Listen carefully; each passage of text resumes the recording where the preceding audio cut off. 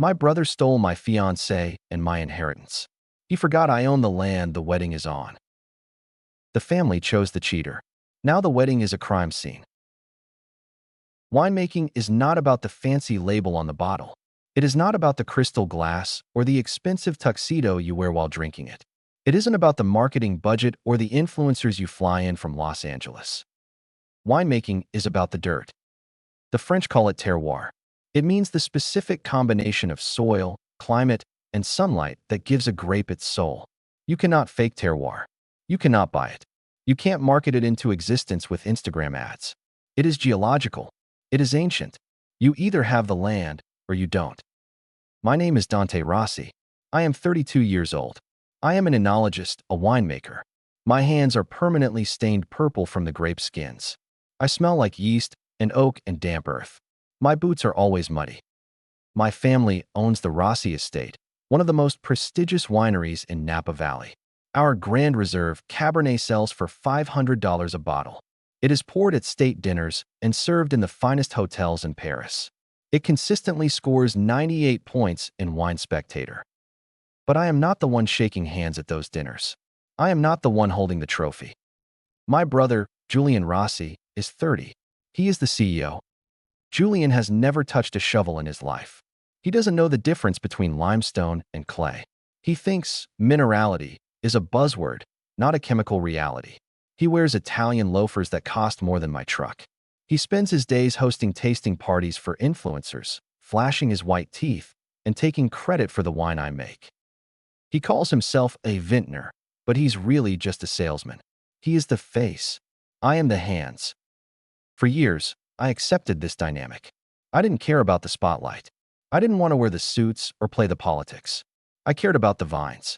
I cared about the legacy my grandfather, Nonno Lucas, left us. Nonno Lucas was a hard man. He came from Sicily in the 1950s with nothing but a suitcase of vine cuttings and a stubborn refusal to quit. He bought the land when it was nothing but scrub brush and rocks. He taught me that the vine must struggle to produce good fruit. If you pamper the vine, Dante, he used to tell me, rubbing the coarse volcanic soil between his calloused fingers, it gets lazy. It produces watery, sugary grapes. But if you make it fight for water, if you force the roots to dig deep into the rock, that is where the flavor comes from. That is where the soul lives. I understood the struggle. Julian understood the pampering. But I had something that made the struggle worth it. I had Sophia. Sophia was my fiancée. We met in high school. She was the daughter of the neighboring ranch owner. She was beautiful, smart, and unlike the models Julian dated, she understood the land. She knew how to prune a vine. She knew the smell of rain before it fell. She knew that during harvest, you don't sleep. We were supposed to get married in June, right here on the estate, under the ancient oak tree that Nonno Lucas planted 80 years ago. It was the heart of the vineyard, the North Block. I spent a year blending a special wine for our wedding, a rose made from the rarest grapes on the property, the Grenache vines that grew right beside that oak tree. I called it the Sophia.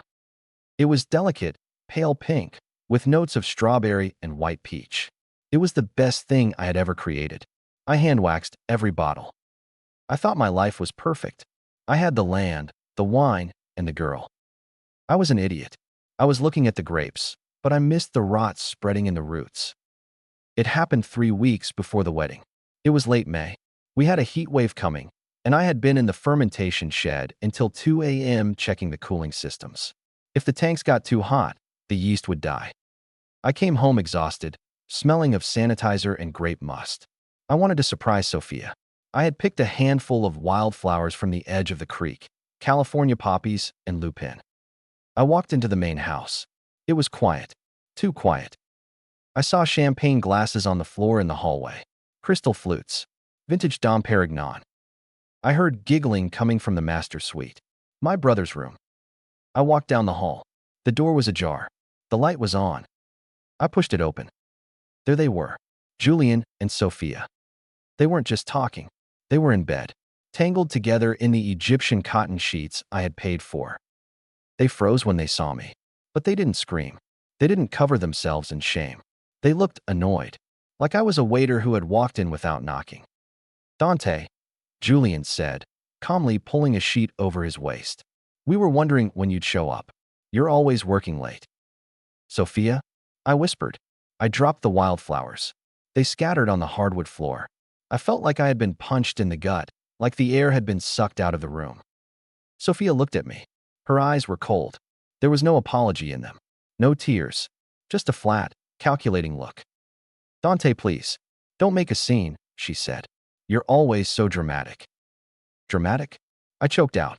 You're in bed with my brother. 3 weeks before our wedding. We were going to tell you, Julian said, standing up and reaching for his silk robe. He tied it casually, as if he were getting ready for a spa treatment. We've been together for 8 months, Dante. Since the harvest party. 8 months. Since October. I remembered the harvest party. I was in the cellar, pulling a double shift to press the Cabernet because rain was coming.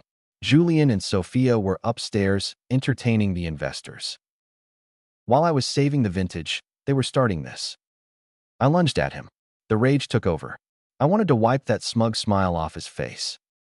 But before I could land a punch, my father walked in. He was wearing his pajamas. He had heard the shouting. Stop it, my father yelled. Dante, stand down. He's sleeping with my fiancée. I screamed, pointing at them. Dad, look at them. He stole her. My father looked at Julian. Then he looked at Sophia, who was now wrapping herself in a sheet, looking like a tragic heroine. Then he looked at me. He didn't yell at Julian. He didn't throw Sophia out. He sighed. A long, tired sigh. We need to have a family meeting, he said. In the library.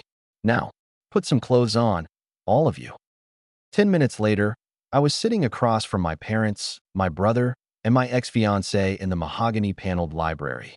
The room smelled of old leather and expensive cigars. This is a difficult situation, my mother said.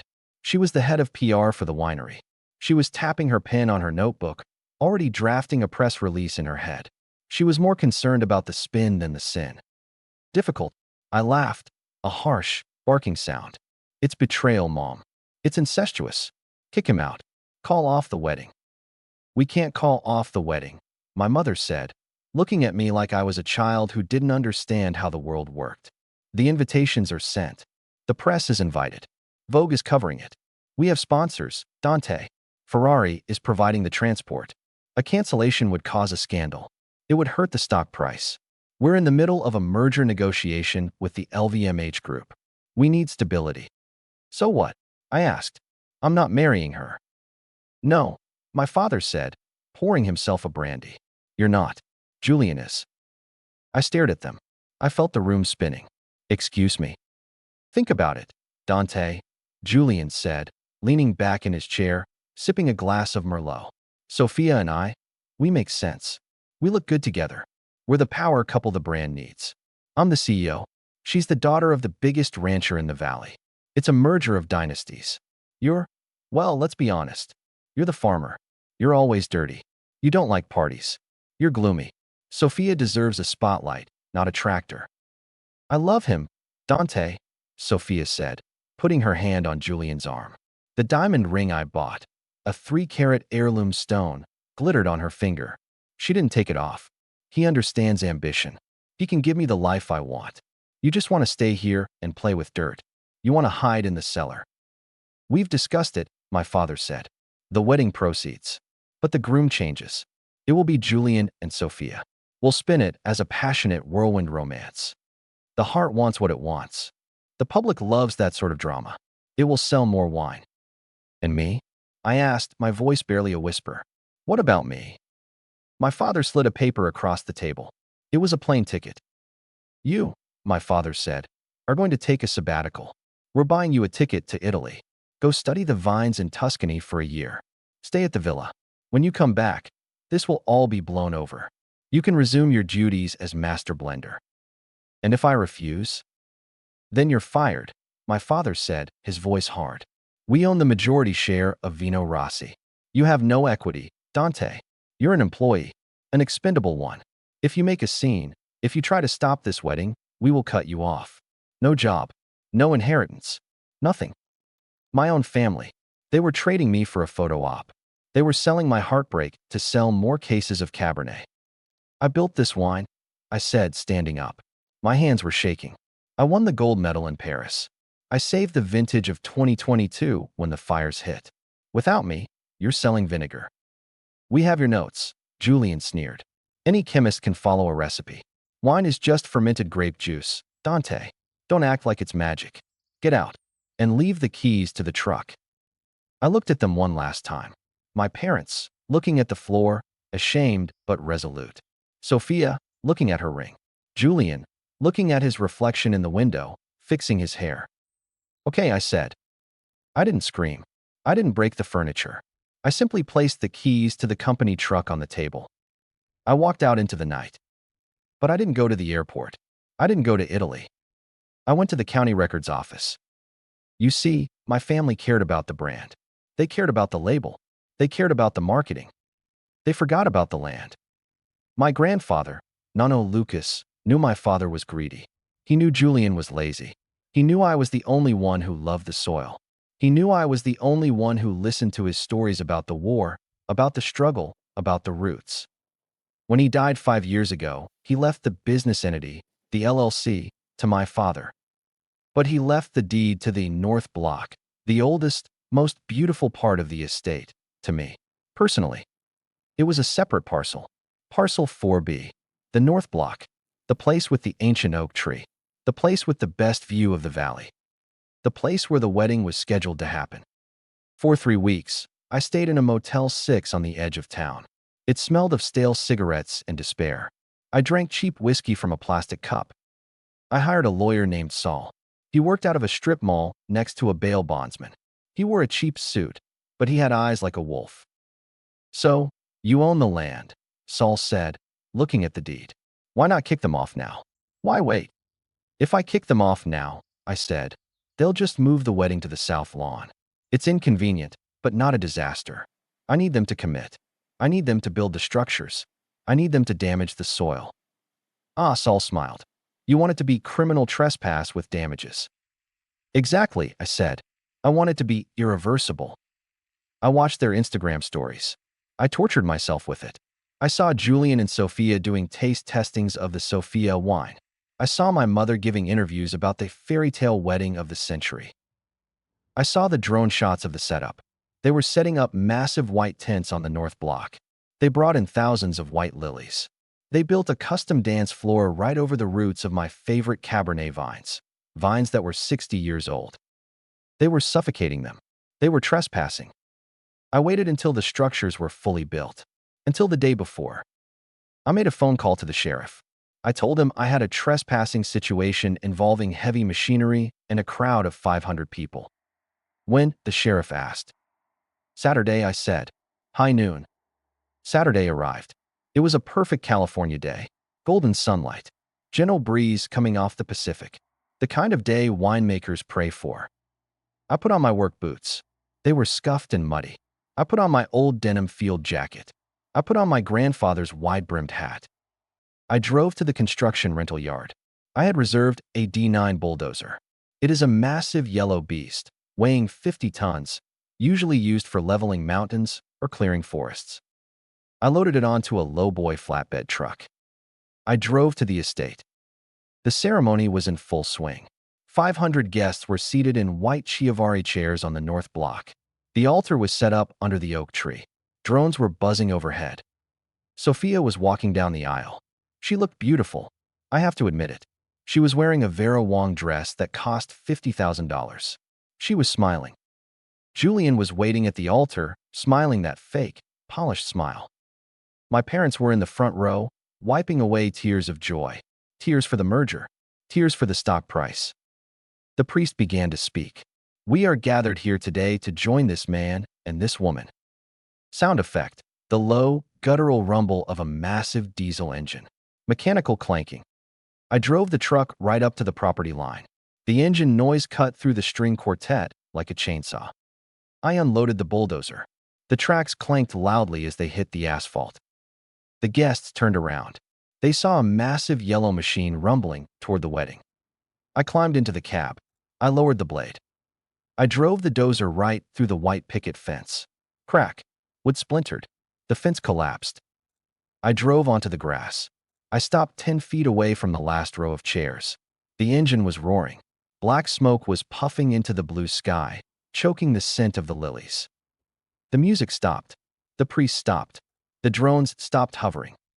Julian ran down the aisle, his face turning purple. "Dante," he screamed. "What the hell are you doing? Get that thing out of here. We're in the middle of a ceremony. Are you insane?" I killed the engine. It shuddered and went silent. The silence was heavier than the noise. I climbed down from the cab. I walked toward them. I held up a blue folder. "Actually," I said, my voice carrying over the silent, stunned crowd, "you're in the middle of a trespassing violation." "You're drunk," my father yelled, running over, tripping on the grass. "Security. Remove him. Get him out of here." Two security guards stepped forward, hands on their belts. "I wouldn't do that," I said calmly. I pointed to the driveway behind the bulldozer. 3 sheriff's cruisers pulled up, lights flashing silent blue and red. "What is this?" my mother shrieked. "Dante, you're ruining everything. Think of the press." "Officer," I said to the sheriff as he walked up, "I am the sole legal owner of this parcel of land, known as Parcel 4B, the North Block. Here is the deed, dated 2018, signed by Lucas Rossi. Here is the survey map." The sheriff looked at the deed. He looked at the survey map. He looked at the wedding party. "It checks out," the sheriff said, tipping his hat. "This is private property."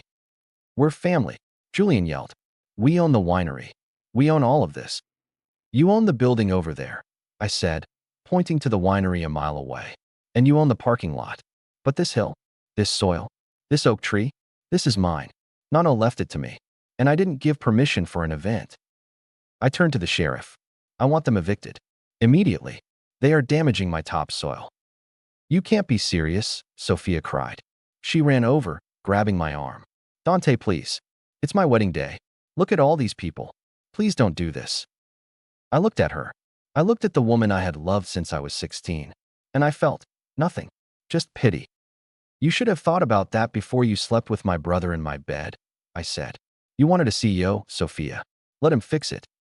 The crowd gasped. The reporters started taking pictures. The Vogue photographer was snapping away furiously, realizing this was a better story than a wedding. "Dante," my father pleaded, his voice trembling. "Son, please, think about the brand. Think about the investors.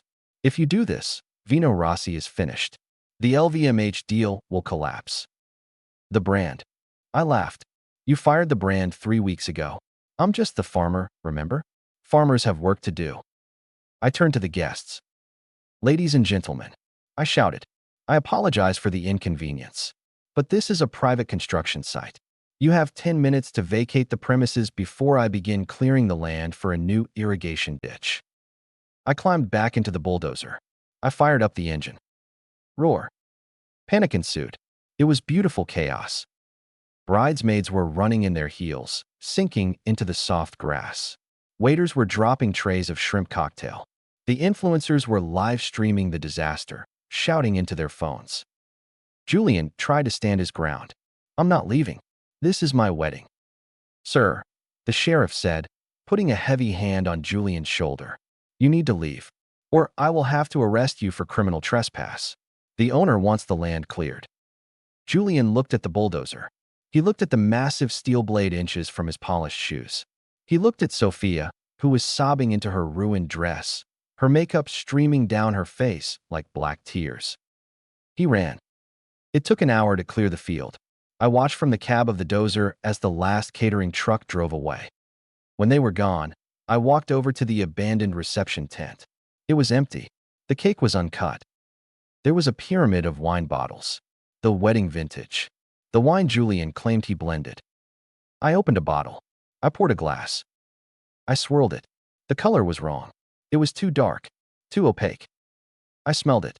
It smelled like burnt rubber and excessive oak chips. It smelled like a shortcut. I tasted it. It was awful. It was acidic, flabby, and hollow. He hadn't aged it. Earlier that week, I had found the receipts in the trash at the office. Invoices from a bulk juice supplier in the Central Valley. He had bought cheap bulk wine, the stuff they use for box wine, and slapped a gold label on it. He thought he could fool people with the packaging. It tasted like a fraud. I poured the glass onto the ground. The earth drank it up. My phone rang. It was a text from the board of directors of Vino Rossi. The stock is tanking. The wedding disaster is trending on Twitter. The LVMH deal is dead. We need to talk. The fallout was spectacular. The video of the bulldozer wedding got 50 million views on TikTok. The reputation of Vino Rossi collapsed, not just because of the drama, but because without me, the wine quality fell off a cliff. The critics finally realized that the face had no hands. The 2024 vintage was rated as 78 points, undrinkable. My parents were forced out by the shareholders for gross mismanagement. They lost the mansion. Julian and Sophia? They didn't make it to the honeymoon. Sophia left him 2 weeks later. Turns out, she wanted a CEO, not a laughingstock who got evicted from his own wedding. She moved to LA to date a tech bro. As for me, I didn't sell the land. I started my own label, Broken Vow. I produce small-batch, high-quality wines right there on the North Block. My flagship bottle is a bold, bitter, complex Cabernet. It tastes of struggle. It tastes of deep roots. It sells out in minutes at $500 a bottle. Julian came to see me last week. He looked tired. He was driving a used Honda. He asked if I needed a sales director. He said he could help me scale. I handed him a shovel. We need manure spread on the south rows, I said. Start there. If you do a good job, maybe I'll let you wash the barrels. He stood there for a long time. Then he took the shovel. Some people think I went too far. They say family comes first. They say I should have turned the other cheek. But in winemaking, you have to prune the dead branches so the vine can survive. If you let the rot stay, it kills the whole plant. My family was dead wood. I just cut them off. Have you ever been betrayed by your own blood for the sake of appearances? Was Dante right to ruin the wedding, or should he have been the bigger man? If you believe that the truth always tastes better than a sweet lie, hit that like button and subscribe. #FamilyDramaRevenge.